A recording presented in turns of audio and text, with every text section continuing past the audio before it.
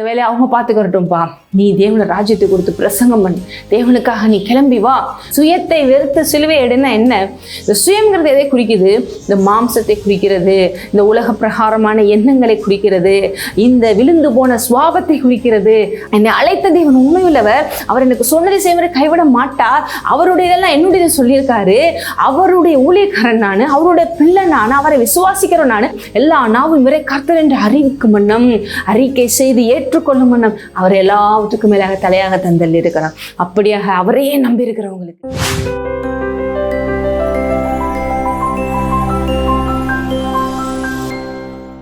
உங்களை ஒருவரையும் பாதைக்கு வெளிச்சம், கால்களுக்கு தீபம் நிகழ்ச்சிக்கு ஆண்டவராகிய இயேசு நாமத்திலே வாழ்த்தி வரவேற்கிறேன். ஹல்லேலூயா. தேவன் நமக்காக எல்லாவற்றையும் சிறுவரை செய்து முடித்திருக்கிறார். அவரை நம்புகிற நாம், விசுவாசிக்கிற நாம் பாக்கியவான்கள். இப்பொழுது அவர் நம்முடைய தகப்பனாகவும் மாறிவிட்டார். நம்ம அவருடைய புத்திர சுவிகாரர்களா இருக்கிறோம் என்று வேதம் சொல்லுகிறது. அவரை நம்பி இருக்கிற நாம் பாக்கியவான்கள். கர்த்தரை தெய்வமாக கொண்ட ஜனம் கொடுத்து வைத்தது. நாம் அசைக்கப்படுவதில்லை, நாம் வெட்கப்பட்டு போவதில்லை. ஹல்லேலூயா. இன்றைக்கு இப்படிப்பட்ட தேவனை தெரிந்திருந்தும் அறிந்திருந்தும் இந்த உலகத்துல பாருங்க, சில மாம்ச இச்சைகள், இல்ல இந்த உலகத்தின் மயக்கம், இந்த மாதிரி ஐஸ்வர்யத்தின் மேல இருக்கிற ஒரு ஆசை பற்று, இல்ல இந்த மாம்ச உலகத்துல இருக்கிற உறவுகளை தேவனுக்கு மேல பெருசா நினைக்கிறது, இல்லை எமோஷனலா பிசாசு கொண்டு வருகிற சில விஷயங்களை மாட்டிக்கொண்டு இந்த மாதிரி அநேக காரியங்கள்ல தேவனை விட்டு பின்வாங்கி விடுகிறவர்களும் இந்த உலகத்தில் இருக்கத்தான் செய்கிறார்கள். இதுல பெர்மனண்டா பின்வாங்கி போறதுன்னு ஒரு சிலர் இருக்காங்க. எக்ஸாம்பிளுக்கு பாத்தீங்கன்னா யூதாஸை எடுத்துக்கொள்ளலாம். யூதாஸ் ஏன் தேவனை விட்டு பின்வாங்கி போனாரு? பொருளாசை இல்லையா? பொருளாசை எல்லா தீமைக்கும் வேற இருக்கிறது. இன்னைக்கு உலகத்துல இந்த மாதிரி ஆசை இல்லாதவங்க ஒரு கிறிஸ்தவத்திலேயே எத்தனை பேரு இல்லை அப்படின்னு சொல்ல முடியாது. அப்படி இல்லாதவங்கள விரல் விட்டு என்னலாம் தான் சொல்ல முடியும். எல்லாரும் அப்படிதான் இருக்கிறாங்கன்னு தான் சொல்லலாம். ஆனா இந்த பொருளாசை எல்லா தீமைக்கும் வேற இருக்கு. ஏன் பொருளாசை வேண்டான்னு சொல்றாங்கன்னா, பொருளின் மேலே ஆசை என்ன பண்ணுது? அந்த பொருளை நம்ம அடைவதற்கு எதனாலும் செய்யலான்னு உங்களுக்கு அதை வழி காட்டுகிறது. ஆனால் கர்த்தர் தருகிற ஐஸ்வர்யமோ அது வேதனையற்றதா இருக்கிறது, அது பரிசுத்தமா இருக்கிறது. உங்களுக்கு இந்த உலகத்துல பொருளை உருவாக்கி அதை கொடுக்கணும்னு உங்களை விட தேவன் விரும்புகிறார். ஏன்னா எல்லாவற்றையும் படைத்தவர் அவர். நீங்கள் அது எல்லாவற்றையும் அனுபவித்து ஆளணும்னு சொல்லி அவர் உங்களுக்காக மரித்து உயிர்த்திருக்கிறாரு. ஆகவே அவரை நோக்கி பார்க்கும் பொழுது நமக்கு எல்லாம் கூட கொடுக்கப்படும். நம்ம போய் அதன் மேல ஆசைப்பட்டு சுயத்துல செயல்பட்டு பாவ வழியில போய் அதை அடைய தேவையில்லை. அப்ப ஆசை, பற்று, நோக்கம், தேவை, விருப்பம் எல்லாத்தையும் தேவன் மேல வைக்கும் பொழுது அப்படிப்பட்ட மேய்ப்பர் நம்மளை தாழ்ச்சியடையாமல் வாழ வைப்பாரா? இல்லையா? வாழ வைப்பார். அவர் நமக்காக தான் எல்லாத்தையும் உருவாக்குனார். நமக்கு கொடுக்காம எப்படி இருப்பாரு? நமக்கு நம்ம நினைப்பதற்கும் கேட்பதற்கும் வேண்டிக் கொள்வதற்கும் அதிகமாவே தருவார். இப்போ யூதாஸ்லாம் உண்மையிலேயே அந்த மாதிரி ஒரு 30 வெள்ளிக்காசுக்காக தேவனை காட்டி கொடுக்காம இருந்திருந்தா நேரம் மிகப்பெரிய அப்போஸ்தலனா மாறி இருப்பாரு. உலகமே அவரை கொண்டாடி இருந்திருக்கும். தேவனோட ராஜ்யத்துல மிகப்பெரிய ஆளா இருந்திருப்பாரு. ஆனால் கடைசியாக ஒன்றுமில்லாமல் போய் அது உயிரும் போய் தேவனை காட்டி கொடுத்தவன் என்ற பழியோடு இவன் பிறக்காம இருந்திருந்தா கூட நலமா இருக்கும் தேவன் சொல்ற அளவிற்கு ஒரு மோசமான ஒரு மனிதனாக இறந்தான் என்றுதான் சொல்ல வேண்டும். அப்ப இந்த மாதிரி பெர்மனண்டா போய் சிக்குண்டு பின்வாங்கி போறவங்களும் இருக்காங்க. ஆனால் நிறைய பேர் பார்த்தீங்கன்னா அப்பப்ப நமக்கு தெரிஞ்சோ தெரியாமலோ அப்படி பேக் ஸ்லைட் அடிப்போம், அதுக்கடுத்து தேவன்ட்ட வருவோம். இந்த அப் அண்ட் டவுன்ஸ் எல்லாரும் வாழ்க்கையிலும் இருக்கும். ஆனா இது அப்படியே இருக்கதான் செய்யும் சொல்லி விடக்கூடாது. நம்ம அதுக்கடுத்து மெச்சூர் ஆக ஆக ஆக தேவனை போல மாற மாற மாற சோதனைகளை சகித்து பாக்கியவான்களாய் இருக்க வேண்டும். எல்லாவற்றிலும் பிசாசு கொண்டு வருகிற எந்த விலைக்கும் நம்ம சிக்கிக்கொள்ளாமல் அதை ஜெயித்து தேவ ஞானத்தோடு தேவ வல்லமையோடு எதிர்த்து நின்று ஜெயமெடுக்கிறவர்களாய் இருக்க வேண்டும். ஏன்னா ஒவ்வொரு தடையும் நம்ம டவுன்ல விழும்போது தேவன் நம்மளை அப்படியே விடுறவர் இல்லை, நம்மளை தூக்கி விடுகிறவர் தான். ஆனா அந்த டவுன்ல விழும்பொழுது நமக்கு ஏற்படுகிற சில நஷ்டங்கள், தேவையில்லாத விஷயங்கள் அது தேவன் நமக்கு கொடுக்க விரும்பல. இப்ப என்னைக்குமே தேவனை நம்பி ஒரு சந்தோஷமான ஒரு நித்திய ஒரு ஜீவனுள்ள வாழ்க்கையில தான் போகணும்னு சொல்லிதான் தேவன் விரும்புறாரு. நம்ம பிள்ளைங்க அப்படி கெட்டு போகணும் விரும்ப மாட்டோம். அப்போ அவர் அன்பை புரிந்து கொண்டு இருக்க அவருக்குள்ள நல்ல டெவலப் ஆகி விசுவாசத்துல வேரூன்றி இன்னும் அநேகருக்கு சாட்சியாக வாழ்ந்து அநேகருடைய இயேசுவை இழுத்து கொண்டு வரும் பாத்திரமாக இருக்கணும்னு சொல்லிதான் அவர் விரும்புறாரு. அப்ப இந்த மாதிரி பின்வாங்க செய்கிற காரியங்களுக்கு நம்ம எச்சரிக்கையா இருக்க வேண்டும். வேதவசனத்துல அதனாலதான் பவுல் சொல்றாரு, ஏவாளை வஞ்சித்த சர்ப்பம் உங்களையும் வஞ்சித்து விடுமோ என்று நான் கலக்கமடைகிறேன் என்றே சொல்றார். ஏனென்றால் நம்மளை எப்பொழுது விழுங்கலாம் என்று 24/7 வகை தேடி சுற்றி திரிகிற, கெர்ச்சிக்கிற சிங்கம் போல வகை தேடி சுற்றி திரிகிற ஒரு பிசாசு, ஒரு எதிரி இருக்கிறாங்கிறத மறந்து விடக்கூடாது. இந்த உலகத்துல வாழும் பொழுது இயேசுட்டே வந்து பாருங்க சவால் விடுறான். இயேசுட்டே வந்து பாருங்க அவரை தன்னுடைய வலைக்குள்ள கொண்டு வரும்படி சோதனைகளை கொண்டு வரான். ஒரு தடவை அப்பத்தை பசியில் இருக்கும்போது 40 நாள் உபவாசத்துல இருந்து முடிக்க போற நேரம் பாருங்க எவ்வளவு பசி இருந்திருக்கும். ஒரு மனிதனா தான் இருந்தாரு. அப்பத்தை இந்த அப்பத்தை மாட்ட சொல்லுங்களேன் உங்க தேவன் அப்படின்றாரு. அப்பயும் தேவன் வந்து அவன் பேச்சை கேட்க மாட்டேன்றாரு. சரி உங்க தேவன் தான் இந்த உயரத்துல இருந்து மலையில இருந்து குதிச்சா தாங்குவார்ல, செஞ்சுப்பாரு அப்படின்றாரு. அப்பையும் தேவன் உன் பேச்சை கேட்க மாட்டேன், என் தேவன் எனக்கு செய்வாரு அப்படின்னு சொல்றாரு. கடைசியில உலகத்தினுடைய ராஜ்யம் எல்லாத்தையும் காமிச்சு இது எல்லாம் நான் தரேன், என் காலில் வந்து பணிந்து கொள்றாரு. அப்பால் இப்போ சாத்தானே தேவன் அவர் ராஜ்யத்துக்கு மாத்திரமே பணிவேன், அவர் ஒருவருக்கு மாத்திரமே கீழ்ப்படுவேன் என்று சொல்றாரு. பிசாசு ஓடி போகிறான். இப்படியாக நம்மையும் எத்தனையோ விஷயங்கள் வஞ்சிக்க கெடுக்க 24 மணி நேரம் வகைகளை சுற்றி தெரியத்தான் செய்யும். ஆனால் இயேசுவை போல நாம் இயேசுவின் நாமத்தினாலே அதை மேற்கொள்ளும்படி தேவன் இந்த செய்தி மூலமோடு பேசிக் கொண்டிருக்கிறார். அப்ப என்ன பண்ணணும்? என்னைக்குமே முன்வைத்த காலை பின் வைக்காமல் இருக்க வேண்டும்.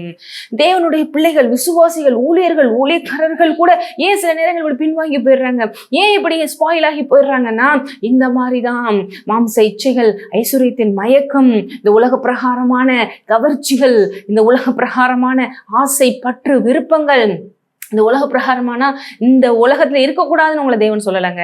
இந்த உலகத்துல நீங்க இருந்து எல்லாத்துலயும் வெற்றி வாழ்க்கை வாழ்ந்து தேவனை மகிமைப்படுத்தும்படிதான் அவர் இந்த உலகத்துல வந்தாரு. இந்த உலகம் அப்படின்னு சொல்றது விழுந்து போன உலகத்தை சொல்றேன். பிசாசினுடைய மைண்ட் செட், அந்த பிசாசு சொல்றதை கேட்டு செயல்கிற அந்த விஷயம், அதன்படி செய்கிற இந்த உலகம், அந்த பாட்டு நான் சொல்றேன் அப்படி இருக்கக்கூடாது என்று. அப்ப இது எல்லாம் தேவன் நமக்கு தருவார். அவர் பரிசுத்தமானவர், அவர் உத்தமமானதாக, அதை நமக்கு நீதி உள்ளதாக, அது பெஸ்டா தருவாரு. ஆனா அந்த டயத்துக்குள்ள நம்ம இந்த மாதிரி வஞ்சனையில சூழ்ச்சியில பிசாசிக்க வைப்பான். அப்ப நீங்க வேதவசனத்துல பாருங்க, நம்ம ஒரு சில விஷயங்கள் எல்லாம் பார்க்க போறோம். யாரு இதுல எல்லாம் நம்ம மாட்டிக்கொள்ளாம இருப்பாங்க, அப்படி இருக்கிறவங்க எப்படிப்பட்ட மைண்ட் செட்டோட இருக்கணும், அப்படி இருக்கிறவங்க என்ன செய்யணும், எப்படி ஏமாந்து போகக்கூடாது அப்படிங்கிறதெல்லாம் சில விஷயங்கள் பார்க்க போறோம். முதல்ல பார்த்தீங்கன்னா இயேசு இந்த உலகத்துல நம்ம ஒவ்வொருவரையும் அழைத்திருக்கிறார். இந்த உலகத்துல வாழும்பொழுது சீசர்களை அநேகரை அழைக்கிறார், வா என் பின்னால வா அப்படின்னு சொல்லி. இன்னைக்கும் இயேசுவை பின்பற்றி நம்ம எல்லாரும் வந்திருக்கோம் இல்லையா? நம்ம எல்லாரும் அவரோட பிள்ளைகளா இருக்கிறோம், ஒரு சீசர்களாகவும் இருக்கிறோம். அவர் தான் என் வாழ்க்கை, அவருக்கு என் வாழ்க்கை அர்ப்பணிக்கிறோன்னு வந்துடுறோம். இனிமேல் நீங்க சொல்றதான்னு சொல்றோம், அதுக்கடுத்து நம்ம இஷ்டத்துக்கு எல்லாம் செய்யறோம். அங்க அதுதான் பிரச்சனையா முடியுது. ஆனா இங்க பாருங்க, இந்த மாதிரி விஷயங்கள் எல்லாம் நீங்க இப்ப கேட்க போறீங்க. அதனால அந்த தேவையில்லா விஷயங்கள்லாம் மாறி உங்களுக்கு வெற்றி கொடுக்க தேவன் போகிறார். சில எடுத்துக்காட்டுகள் உங்களுக்கு வாசிக்க விரும்புகிறேன். லூக்கா 10 பார்த்தீங்கன்னா இங்க ஒரு 57 வசனங்களை படிக்கிறேன். அவர்கள் வழியிலே போகையில் ஒருவன் அவரை நோக்கி, ஆண்டவரே, நீர் எங்கே போனாலும் உம்மை பின்பற்றி வருவேன் என்றான். அதற்கு இயேசு, நரிகளுக்கு குழிகளும் ஆகாயத்து பறவைகளுக்கும் கூடுகளும் உண்டு, மனுஷகுமாரனுக்கோ தலைசாக்க இடமில்லை என்றான். வேறொருவன் அவரை நோக்கி என்னை பின்பற்றி வா. வேறொருவனே அவர் நோக்கி என்ன பண்றாரு? ஃபர்ஸ்ட் ஒருத்தனை சொல்றாரு. அதுக்கு ஏன் இப்படி சொல்றாருன்னா, அப்பா இது ஒரு கஷ்டம் நிறைந்த பாதை, ஊழிய பாதைங்கிறது மகிமையான பாதை, சேம் டைம் பாடுகளும் இருக்கத்தான் செய்யும். அதை தான் அவங்க சொல்ல வர்றாரு. இது எல்லாத்தையும் அட்ஜஸ்ட் பண்ணி நீ வருவியா அப்படின்னு சொல்லிட்டு வேறொருவனை அவர் நோக்கி என்னை பின்பற்றிவான்னு சொல்றாரு. அதற்கு அவன், ஆண்டவரே, உன்னை நான் போய் என் தகப்பனை அடக்கம் பண்ண எனக்கு உத்தரவு கொடுக்க வேண்டும். அப்போ அவர் என்ன சொல்றாரு, நான் வரணும்னு தான் நினைக்கிறேன், நான் வீட்டில் போய் அப்பாவெல்லாம் நான் இந்த மாதிரி அடக்கம் பண்ணிட்டுலாம் வரேன் அப்படின்னு சொல்லிட்டு பாருங்க. குடும்பம், அந்த மாம்ச இச்சைகள், அந்த என்ன சொல்றது, மாம்ச இச்சைகள்னு சொல்றதை விட இந்த மாம்சம், இந்த உலகத்துல நம்மளை கட்டுப்படுத்தி வைக்கின்ற ஒரு உறவுகள், இதெல்லாம் தேவனுக்கு, தேவனுடைய ராஜ்யத்துல நம்ம பெரிய காரியங்களை செய்யாம தடுக்கவும் செய்யும். எப்படின்னா, அது தேவன் மேல வைத்து அவர் அன்பை, நம்ம அவர் மேல பற்றை வைத்து அவர் நோக்கத்தை நிறைவேற்றுவதற்கு இவங்கெல்லாம் தடையா இருப்பாங்க.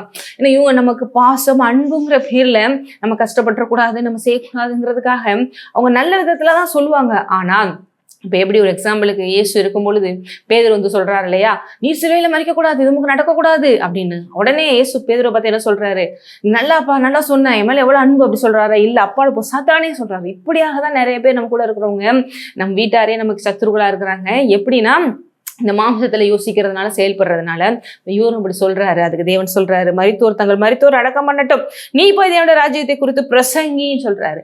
அந்த வேலையை அவங்க பார்த்துக்கிறட்டும்பா, நீ தேவனுடைய ராஜ்யத்தை குறித்து பிரசங்கம் பண்ணு, தேவனுக்காக நீ கிளம்பி வா, நீ தேவனுக்காக அப்படி வரும்போது உனக்கு ஆசீர்வாதம் வரும். அங்க பாருங்க, தொடர்ந்து வேறொருவன் அவரை நோக்கி, ஆண்டவரே உம்மை பின்பற்றுவேன், ஆனாலும் முன்னே நான் போய் வீட்டில் இருக்கிற இடத்திலே அனுப்பிவித்து கொண்டு வரும்படி எனக்கு உத்தரவு கொடும்.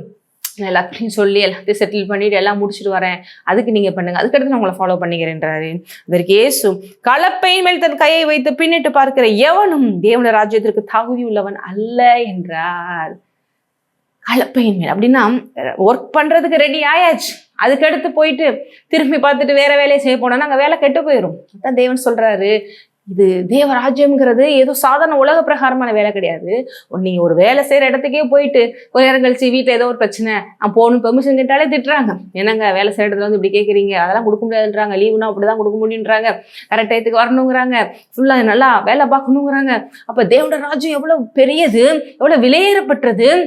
அப்படிப்பட்ட அந்த கிங்டம்ல உங்களை தேவன் வேலை செய்யும்படி உங்களை ஒரு அதை அழைக்கிற போது அந்த இடத்துல போய் நம்ம சாக்கு போக்கு சொன்னா சரியா வருமா? அது வராது. அப்ப இந்த இடத்துல இப்படிப்பட்டவர்களாக இருக்கும்போது நம்ம தேவனுடைய ராஜ்யத்துல அங்கே தகுதி இல்லாதவர்களாய் போயிடுறோம். அங்கே நமக்கு வேலை அவர் கொடுக்க முடியாம போறோம். ஒரு சின்சியரா, ஒரு உபத்திரக்காரனா, எல்லாத்துலேயும் வந்து ஒரு உண்மை உள்ளவனா கொஞ்சத்திலே நம்ம இருந்தாதான் அநேகத்துமே தேவன் அறிய வைக்க முடியும். அப்ப இங்க இன்னொரு இடத்துல பாருங்க, மத்தேயுல 16ஆம் அதிகாரத்துல தேவன் 25 ஏன் இவங்கெல்லாம் இப்படி டைவர்ட் ஆகுறாங்கன்னா, நான் சொன்ன மாதிரி இந்த உலக பிரகாரமான பழக்க வழக்கங்கள், அந்த ஒரு சோல் டைப்புன்னு சொல்லலாம், இதெல்லாம் வந்து கட் பண்ணணும். சோல் டையெல்லாம் தேவன் கட் பண்ணி விடுறாரு. ஏன் அப்படின்னா, இயேசுவோடு நம்ம இணைந்து அவரோடு ஒன்றாகும் பொழுது, அவருக்காக முழுமையாக நம்ம கொடுக்கும் பொழுது, முழு இருதயத்தோடு, முழு ஆத்மாவோடு, முழு பலத்தோடு, முழு அன்போடும் அவரை நேசிக்கும் போது தான் நம்ம பெரிய காரியங்களை இந்த உலகத்துல செய்ய முடியும். அப்படி நீங்க செய்ய செய்ய ஆட்டோமேட்டிக்கா சுற்றி இருக்கிறவங்களும் ஆசீர்வதிக்கப்படுவாங்கன்னு எந்த சந்தேகமே இல்லை. இங்க மத்தேயு 16 இயேசு சொல்றாரு 24, அப்பொழுது இயேசு தம்முடைய சீஷர்களை நோக்கி, ஒருவன் என்னை பின்பற்றி வர விரும்பினான், அவன் தன்னைத்தான் வெறுத்து தன் சிலுவை எடுத்துக்கொண்டு என்னை பின்பற்ற கடவன். தன் ஜீவனை ரட்சிக்க விரும்புகிறவன் அதை இழந்து போவான், என் நிமித்தமாக தன் ஜீவனை இழந்து போகிறவன் அதை கண்டடைவான். மனுஷன் உலகம் முழுவதையும் ஆதாயப்படுத்தி கொண்டாலும் தன் ஜீவனை நஷ்டப்படுத்தினால் அவனுக்கு லாபம் என்ன? மனுஷன் தன் ஜீவனுக்கு ஈடாக எண்ணத்தை கொடுப்பார். மனுஷகுமாரன் தம்முடைய பிதாவின் மகிமை பொருந்தினார், நம்முடைய தூதரோட கூட வருவார், அப்பொழுது அவன் கிரியைக்கு தக்கதாக அவனுக்கு பலன் அளிப்பார். ஏன்னா நம்ம சொல்லும் போதெல்லாம் என்னங்க இப்படி செய்ய சொல்றாரே அப்படின்னு தோணுது. எப்படி நீங்க ஒரு இடத்துக்கு வேலைக்கு போனா உங்களை கரெக்டா வேலை செய்யுங்கன்னு சொல்லிட்டு அந்த மாசம் முடிஞ்சோடனே சம்பளம் கொடுக்காம விட்டுறாங்களா? கொடுக்குறாங்க. அப்படி கூட ஏமாத்துறவங்க இருக்காங்க கொடுக்காம. ஆனா தேவன் உண்மையுள்ளவர், அவர் நல்ல ஒரு எஜமான். அவர் சொல்றாரு, அவனுக்கு கிரியைக்கு தக்கதாக பலன் இதோ என்னோட கூட வருகிறது. இப்படி தேவனுக்காக நான் இருந்தா என்னங்க கிடைக்கும்? அவர் அது எல்லாவற்றிற்குமான இந்த பிரயாசத்திற்கான பலனை அளிக்கக்கூடியவரா இருக்கிறாரு. சுயத்தை வெறுத்து சிலுவை எடுனா என்ன? இந்த சுயம்ங்கிறது எதை குறிக்குது? இந்த மாம்சத்தை குறிக்கிறது, இந்த உலக பிரகாரமான எண்ணங்களை குறிக்கிறது, இந்த விழுந்து போன சுவாபத்தை குறிக்கிறது. அதை விட்டு தேவன் தான் சொல்லி நீ அங்கே அவருக்குள் வேறொன்றும் பொழுது ஆட்டோமேட்டிக்கா உன்னோட ஆவியில நீ பலனடைந்து ஆட்டோமேட்டிக்கா உன் வாழ்க்கையிலையும் ஆசீர்வாதம் தான், வெளிப்புறத்துலயும் ஆசீர்வாதம் தான். இப்படி தேவனை மாத்திரமே நம்பி வர்றவங்க, நான் இருக்கிற சொன்ன மாதிரி இப்ப சீசர்கள் எல்லாம் அழைக்கிறாரு, அதுக்கு ஒரு சிலர்லாம் அழைக்கும் போதே அப்பா அம்மான்னு சொல்லி சொல்றாங்க. அவங்க இப்படி சொல்றாருங்க அப்படின்னு நீங்க நினைக்க வேண்டாம். ஒண்ணு சின்சியரா இருக்கணும், சீரியஸா இருக்கணும், எல்லாத்துலயும் கவனமா இருக்கணும். இது எந்த வேலைனாலும் யாரும் சொல்ற ஒண்ணுதான். அதனால இங்க தேவன் சொல்றது தப்பு கிடையாது. ஆனா ஒருவேளை நீங்க இப்படி செய்யறவங்களுக்கு எப்படிப்பட்ட பலனை அளிப்பார் என்று வசனம் அழகா சொல்லுது. மார்க் 10 இது வந்து 2 இடத்துல வருது. மத்தேயு 19:29 வருது. மார்க் 10:29-31 வரைக்கும் பாருங்க. அதற்கு இயேசு பிரதியுத்தரமாக, அதாவது பேதுரு அவரை நோக்கி, இதோ நாங்கள் எல்லாவற்றையும் விட்டு உம்முடைய பின்பற்றினோமே என்று சொல்ல தொடங்கினோம். அப்ப எங்களுக்கு என்ன அப்படின்னு சொல்ற மாதிரி கேட்கிறாரு. அப்ப இயேசு சொல்றாரு, என் நிமித்தமாகவும் சுவிசேஷத்தின் நிமித்தமாகவும் வீட்டையாவது சகோதரரையாவது சகோதரியையாவது தகப்பனையாவது தாயாவது மனைவியையாவது பிள்ளைகளையாவது நிலங்களையாவது விட்டவன் எவனும். எவ்வளோ பெரிய லிஸ்ட் பாருங்க. இப்படி நீங்க எதையாவது தேவனுக்காக மிஸ் பண்றீங்களா? ஏன்னா தன்னைத்தான் வெறுக்கணும், இது எல்லாத்தையும் தூக்கி போட்டுட்டு என் பின்னால வாண்டுறாங்க. ஒருவேளை நான் அப்படி வந்தா இன்னைக்கு ஆண்டவருடைய ரட்சிப்பை பெற்று நம்ம எத்தனையோ பேர் பாருங்க, சிலர்லாம் வெவ்வேறு பேக்ரவுண்ட்ல வந்து வைராகியமா வர்றாங்க. எனக்கு பரவாயில்ல, ஆண்டவரை ஏற்றுக்கொள்றதுக்காக என் குடும்பம் ஏற்றுக்கொள்ளட்டாலும் பரவாயில்ல, நான் தனியாக வந்து அவருக்காக வாழ போறேன் அப்படின்னு சொல்லி அப்படிப்பட்டவர்களை எல்லாருக்கும் வாழ வைக்கிற தேவனா இருக்கிறார். ஒரு சிலர் வேலையை விட்டுட்டு வர்றாங்க. இப்போ நாங்களாம் பார்த்தீங்கன்னா ஒரு பிஸ்னஸ் பண்ணிட்டு இருந்தோம், அதுக்கடுத்து தேவன் பாருங்க இப்போ என் ஊழியத்துக்கு வான்னு சொன்னாரு, வந்தாச்சு. இந்த மாதிரி ஒவ்வொருத்தவங்களும் ஏதோ ஒன்றை தேவனுக்காக கொடுக்குறாங்க. அது கொடுக்கறதெல்லாம் பாருங்க நஷ்டம் அப்படின்னு சொல்லி நினைக்கிறதே இல்லை. அது தேவனுக்கு முன்பாக அது ஒரு குப்பை தான். தேவன் விலையேற பெற்றவர். சரி, இப்படி வர்றவங்களுக்கு எப்படிப்பட்ட ஒரு பலன் கிடைக்கும்? துணையோ பேர் எவ்வளோ விஷயங்களை விடுறாங்க. இங்க தேவன் சொல்றாரு, ஒருவேளை தகப்பனை விட்டையா, தாயை விட்டையா, இல்லை கூட பிறந்தவங்கள அதுக்காக விட்டையா, எனக்காக நீ எதை விட்டாலும், நிலங்கள் எதா இருந்தாலும், பிள்ளைகள், மனைவி எதா இருந்தாலும், கணவன் கூட வைத்துக் கொள்ளலாம், அதாவது அவங்கள வெறுத்து ஒதுக்குறது கிடையாது.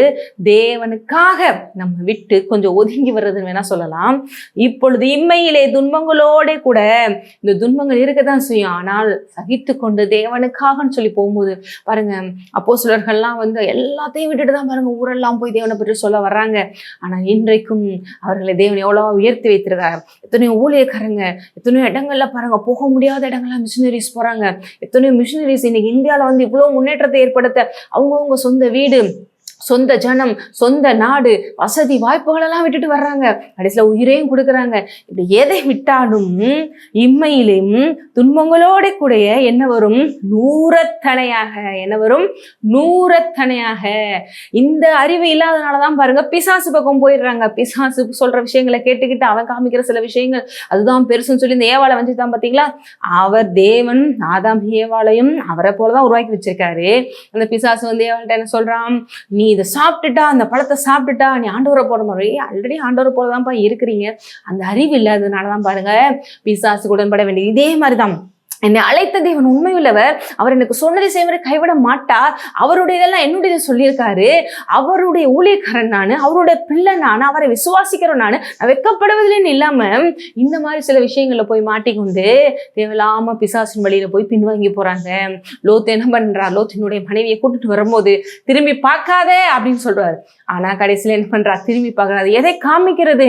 அந்த இடத்தின் மேல அவளுக்கு இருந்த ஒரு பற்ற காமிக்குது. வேண்டாம். கடைசியில என்ன ஆகுது? புத்துணாய் மாறினாள் என்று சொன்னது போல நிறைய பேர் இது மாதிரி தான் விசுவாச வாழ்க்கையில ஃபெயிலியர் ஆகுறாங்க, பின்வாங்கி போறாங்க, எல்லாவற்றிலும் நஷ்டம் அடைகிறாங்க. ஆனா இப்படிப்பட்டவர்களை கூட மறுபடியும் மீட்டெடுக்கிறதே ஆனா தேவனுக்கு மறந்துடக்கூடாது. இப்படிப்பட்ட பெனிஃபிட் கிடைக்கிறது நல்லா புரிஞ்சு வச்சுக்கோங்க.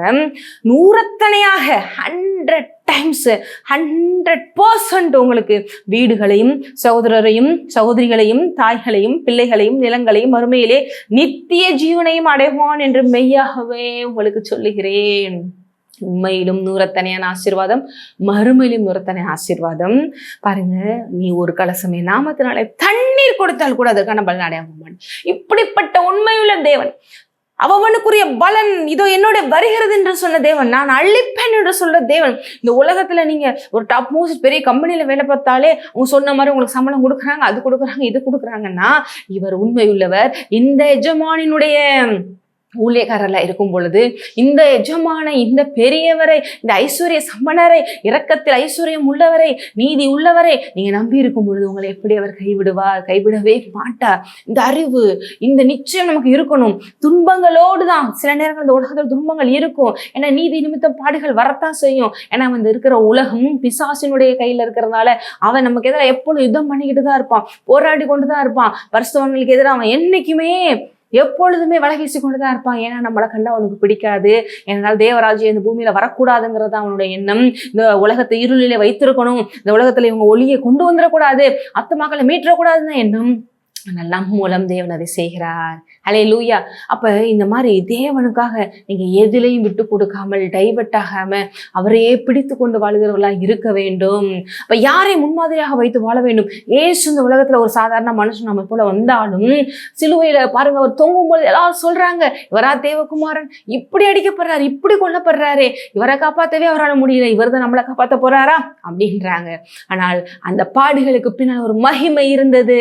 அந்த இயேசுவை பிதா 3ஆம் நாள் உயிரோடு எழுப்பி எல்லா நாமத்திற்கும் மேலாக அவரை உயர்த்தி இப்பொழுது வானோர் பூதலத்தோர் எல்லாரும் அவரை போற்றும் வண்ணம், எல்லா முழங்கால்களும் முடங்கும் வண்ணம், எல்லா நாவும் இவரை கர்த்தர் என்று அறிவிக்கும் வண்ணம், அறிக்கை செய்து ஏற்றுக்கொள்ளும் வண்ணம் அவர் எல்லாவற்றுக்கும் மேலாக தலையாக தந்தல் இருக்கிறார். அப்படியாக அவரையே நம்பி இருக்கிறவங்களுக்கு, இந்த பின்வாங்கி போகாமல் அவரையே பற்றி கொள்கிறவங்களுக்கு தேவன் இப்படிப்பட்ட ஆசீர்வாதத்தை தருகிறார் என்பதை மறந்துவிட கூடாது.